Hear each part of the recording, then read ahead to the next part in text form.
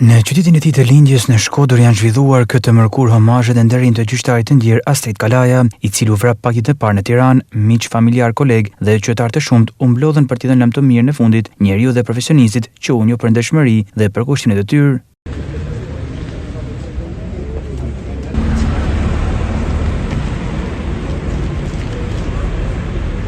Në homazhe kanë marrë pjesë përfaqësues të institucionit drejtësisë dhe pushtetit vendor, të cilët kanë vlerësuar figurën dhe kontributin e gjyqtarit Kalaja në sistemin gjyqësor shqiptar. Më herët homazhet u mbajtën në patin e Kongresit në Tiranë, ku personalitetet të shumta nga sistemi i drejtësisë dhe politikan nderuan figurën e gjyqtarit Kalaja.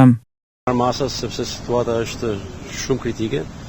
Gjendja në gjykatat shqiptare është e papranueshme, siguria është në nivelin 0 dhe them e bindje më të plot, dhe ne nuk mund ta lejojmë një gjendje të tillë.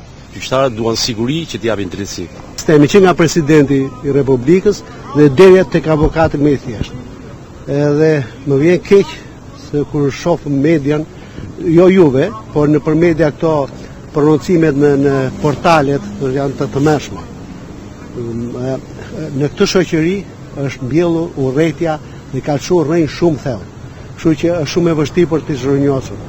Ajo do të zhërnjosur këtu një herë, pasaj me institucion. Unë nuk e di, po se si Këshilli i Lartë i gjyqësorit mos paraqet shkresa, jo po e ka fajin kjo, jo e ka fajin këtu stilë për fare, këtu do të marrë masa drastike. Ti dali ujë zik kësaj pune.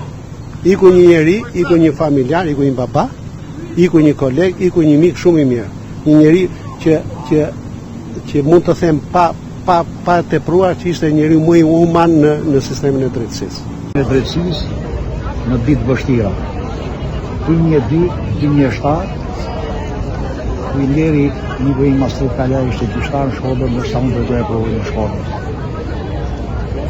Drejtësia ka humbur një gjyqtar me integritet, një njeri model, një qytetar, një familjar i devotshëm, ndërsa ne kemi humbur një shok të mirë. Ngjarja është trombice, unë kam deklaruar që është një akt barbar, një kam marrë alarmin për sigurimin e punonjësve të drejtësisë. Gjyqtari Astrid Kalaja u vra marrë ngjarje brenda ambientit të gjykatës së apelit, teksa po jete një vendim për një çështje gjyqësore. Autori i dyshuar kësaj ngjarje është shtetasi Elvis Shkambi.